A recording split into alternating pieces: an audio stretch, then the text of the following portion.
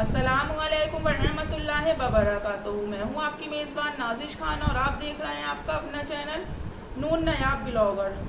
जैसे कि आप सब ने आंटी जी की एक रील देखी होगी, वो रील का मैं थोड़ा सा हवाला आपको दे दूँ, जिसमें कि मौलवी साहब उनके घर में फातिहा कर रहे हैं और हमारी खाला ने जब वो चलते हैं तो उन्हें हदिये की सूरत में एक जानमाज और एक कुरान करीम दिया। अब जिस शॉपर में हमारी खाला ने उस कुरान करीम और जानमाज को रख कर दिया, वो साइड से फट रही। यहाँ पर मैं उनके बेटे को इस चीज़ के लिए जिम्मेदार ठहराना चाहूँगी कि जब कैमरा इनके बेटे के हाथ में रहता है, कैमरा इनके बेटे के हाथ में रहने के बाद जब इनका बेटा शूट करता है तो उसे हर एक चीज़ दिखती है। पर जैसा कि मैं कहती हूँ और मैं आज फिर कह रही हूँ कि आंटी, मैंने पहले भी आपसे कहा था कि दीन मेरे रब के लिए है, दुनिया को राजी करने के लिए नहीं है।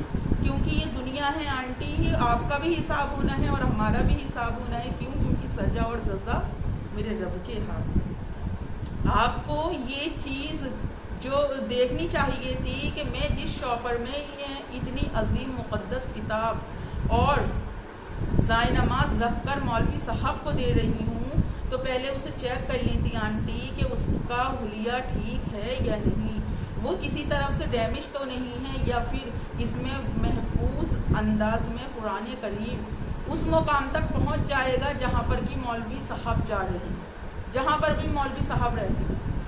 अब दूसरी बात ये है आंटी कि आप कम से कम मौलवी साहब के सामने जो आपने ये नाइटी पहन रखी थी हाफ स्लीव्स वाली, अगर वाकई आप दीन की तरफ रागिब हो रही हैं और दीन की तरफ आप रुजू कर रही हैं, आप वहाँ क़याम कर रही हैं, तो आंटी फिर आपको अपना ये लिबास बदलना था 100%। क्यों? क्योंकि वो मौलवी साहब थे, आपसे उनका कोई खून का रिश्ता नहीं था, वो एक गैर महरम थे।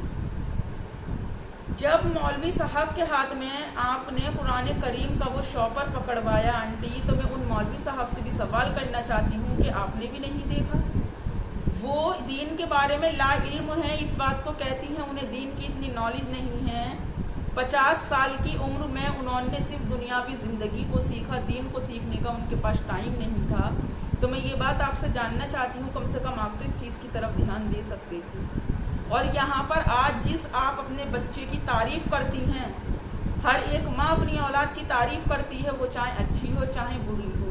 उसी लिहाज से आज मैं आपके बच्चे को एक मशवरा देना चाहती हूँ कि मैंने मोगली भैया आपकी अम्मी से भी कहा था कि अपने लिए एक आलिम दीन का इंतज़ाम करें। अगर आपकी अम्मी जान अगर अपने लिए एक आलिम दीन का इंतज़ाम नहीं कर रही, अगर आप वाकई उनकी मुखलिस और सच्ची औलाद हैं और अगर वाकई आप उन्हें आखिरत में सबसे आगे देखना चाहते हैं, तो अपनी अम्मी जान को अब इस ज़िंदगी से लेकर आप दीन की तरफ लेकर जाएं और उनके लिए एक अच्छे आलिम दीन का इंतज़ाम।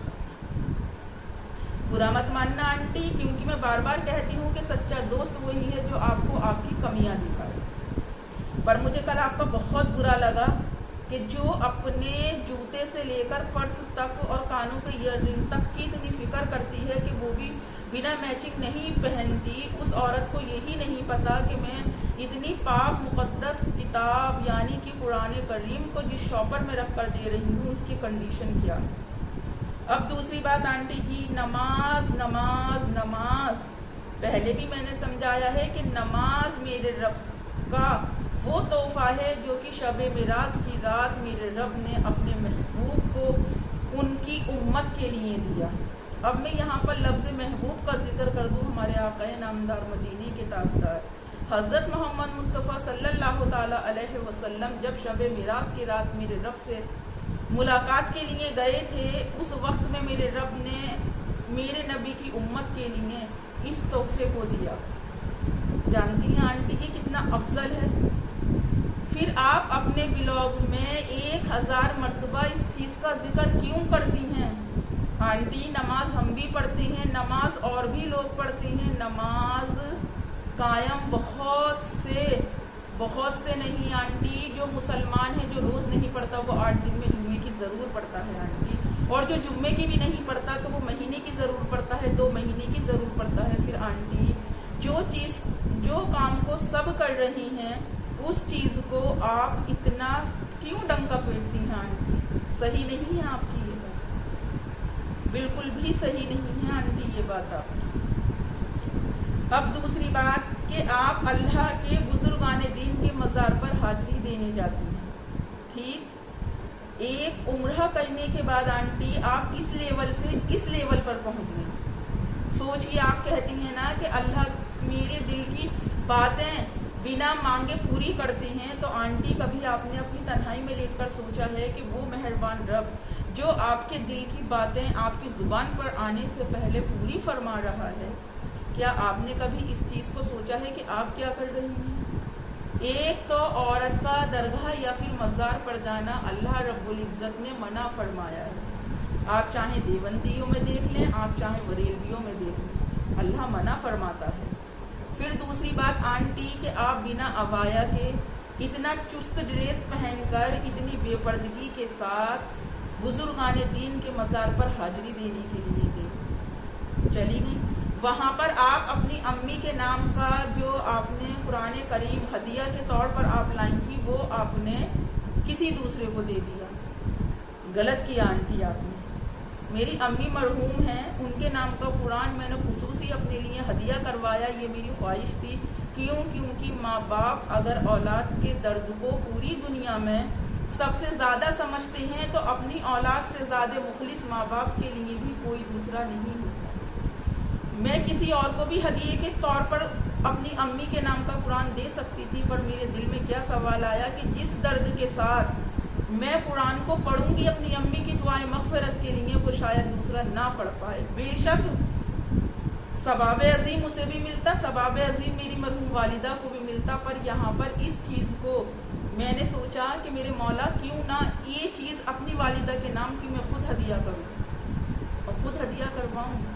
फिर आंटी दी वो रब जो कहता है कि अगर तुम्हारे अम्मा अब्बा में से कोई मर जाए और तुम इतने साहिब दीन हो कि अपने वालिदैन का नमाज जनाजा खुद पढ़वा सको, तो इससे ज्यादा अफजल कोई बात ही नहीं।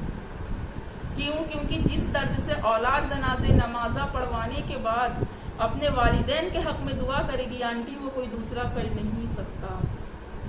फिर आप कुरान करीम जब आप पढ़ी लिखी हैं, आप इस बात का इकरार करती हैं कि आप कुरान करीम पढ़ी हैं, तो क्या अपनी इस दुनियावी जिंदगी में से आप 2 घंटे तो बहुत बड़ी बात है आंटी, क्या आप 1 घंटा भी बड़ी बात है।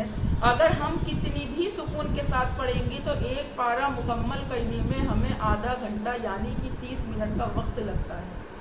तो इतनी अपनी अम्मी की आप चाहत का दम भरती हैं आंटी, और मैं इस बात को आपको कोई तंज नहीं कर रही हूँ, मैं आपको सिर्फ दीन की रोशनी में बात समझा रही हूँ। अपनी अम्मी का जिक्र भी करती हैं, बेशक आप अपने अब्बा का इतना जिक्र करें या नहीं करें, क्या फिर आपको जेब देता था कि अपनी अम्मी के नाम का कुरान आप किसी और को हदिया करके देकर आए? अब आप कहेंगी और कुछ लोग कहेंगे कि क्या पता उनके पास उनकी अम्मी का कुरान हो हदिये के तौर पर। तो मैं यहाँ पर एक चीज उन लोगों को जवाब देना चाहती हूँ कि अपने वालिदैन के नाम का कुरान, जो बहुत से लोग होते हैं कि वालिदैन के नाम का मस्जिद में रखवा दिया, मदरसों में रखवा दिया, तो ये बात आप भी जानते हैं, ये बात हम भी जानते हैं कि मस्जिद और मदरसों में कुरान की पेटियों की कोई कमी नहीं होती है। इसीलिए मैं अपनी आंटी से फिर ये बात कहूंगी कि आंटी, कि आप 100% श्योर हो कि जिसे भी आपने अपनी अम्मी मरहूम के नाम का कुरान हदिये के तौर पर दिया है, वो उसी दर्द के साथ पढ़ेगा जिस दर्द के साथ की आप पढ़ती, वो चाहे आप उसकी एक ही 70 पढ़ती, वो चाहे आप उसका एक ही लफ्ज पढ़ती, पर आंटी जो दर्द आपके दिल में होता वो किसी दूसरे के दिल में नहीं आने का है। और आज की मेरी बातें शायद आपको बहुत ज्यादा कड़वी लगें और बहुत ज्यादा बुरी भी लगें, पर आंटी आपको सोचना और समझना चाहिए। आप कहती हैं ना दुनियावी जिंदगी, क्या है दुनियावी जिंदगी आंटी? फना, मौत बाकी है आंटी, और मेरे रब का नाम बाकी है। इस दुनिया में रहना है कयामत तक भी और कयामत के बाद भी। इस दुनिया पर बादशाह सिर्फ मेरे रब की चलनी है आंटी, और किसी की नहीं चलनी। आंटी जी, आप कहती हैं कि मैं दिखावे की जिंदगी, दिखावे के बोल को सख्त नापसंद करती हूँ, पर क्या आप ये 100% सच बात कहती हैं کہ آپ واقعی دکھاوے کی زندگی پسند نہیں کرتی. اگر آپ دکھاوے کی زندگی پسند نہیں کرتی تو آنٹی آپ اس سوشل میڈیا سے عمرہ کے دوران اتنے ٹائم کے لیے دور ہو جاتی. اور برا ماننے کا تو یہاں پر میری کسی بھی بات کا کوئی سوال ہی نہیں بنتا. کیوں؟ کیونکہ آنٹی آپ ہی تو کہتی ہیں کہ ہمیں اپنے دل کی بات کرنی چاہیے. تو میں بھی آنٹی آپ سے اپنے ہی دل کی بات کر رہی ہوں. اگر اس کے بعد بھی آپ کو برا لگتا ہے آنٹی تو یہاں پر یہ میری غلطی نہیں ہے. میری باتوں کو نہ سمجھنے کے لیے یہ آپ کی غلطی. تو آنٹی یہ بات بتائیں، آج آپ عبایا میں نہیں ہیں، آج آپ ڈریس پہن کر جا رہی ہیں، لاکھوں لوگ اس ڈریس کو آپ کی سڑکوں پر دیکھ رہے ہیں. تو آنٹی کیا یہ دکھاوے کی زندگی نہیں ہے؟ آپ نے جینس پہنی، جینس پر آپ اوپن عبایا پہن کر گئی. تو آنٹی کیا یہ دکھاوے کی زندگی نہیں ہے آپ کی؟ میں آپ کی پہلی زندگی کا تو یہاں پر ذکر ہی نہیں کر رہی آنٹی. آپ کہتی ہیں نا میں نے پہلی زندگی کو چھوڑ دیا، اسی زندگی کا آپ سے ذکر کر رہی ہوں.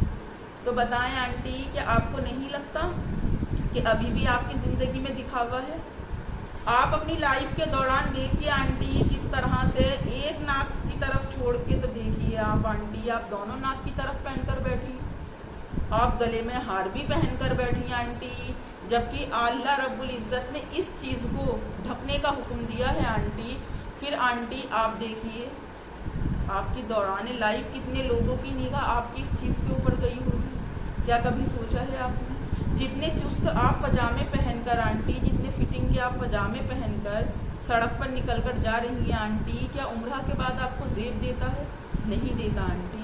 آپ ہی تو کہتی ہیں یہ دنیاوی زندگی ہے. تو آنٹی اس دنیا سے نکلیے.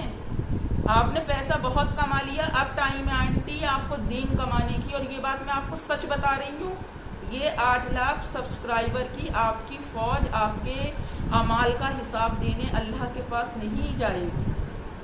آپ اور آپ کی قبر اور آپ کے اعمال آپ کے ساتھ جائیں گے آنٹی. ابھی بھی وقت ہے، ہوش کے ناخن لو. اور آپ یہ بات صحیح کہتی ہیں آنٹی، بے شک میرے رب کی لاٹھی میں آواز نہیں ہوتی.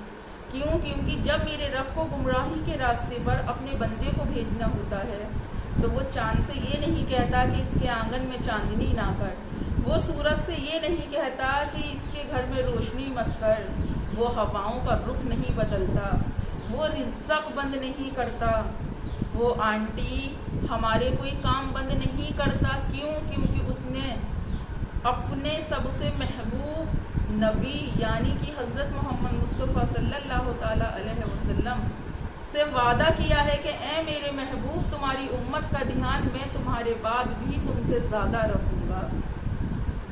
بے شک آپ کی بات صحیح ہے، آپ کہتی ہیں بالکل وضع فرمایا آپ نے.